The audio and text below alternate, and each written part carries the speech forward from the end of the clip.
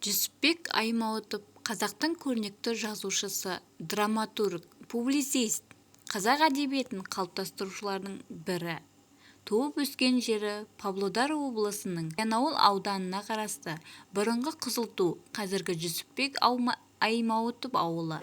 Арғын тайпасы, Сүйіндік руы Құлболды бөлімінен шыққан. Әкесі Аймауыт кедей болғанымен арғы аталары Дәндебай мен Қуан атақ абыройлы бай, ел арасында білікті кісілер екен.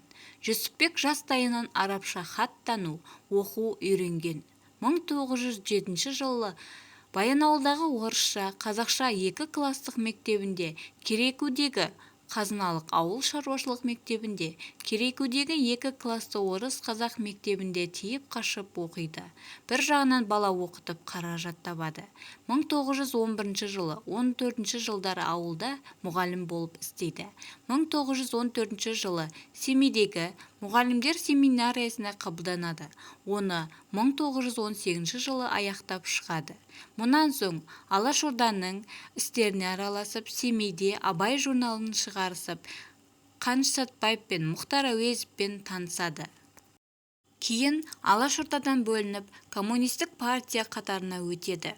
Қазақстан кеңестерінің құрылтайы съезіне делегат болып қатысып, Қазақ АКСР халық ағарту комиссарының орынбасары болып тағайындалады. Мұнан соң Ресей губерниялық оқу бөлімінің меңгерушісі, Қазақ тілі газетінің редакторы болады.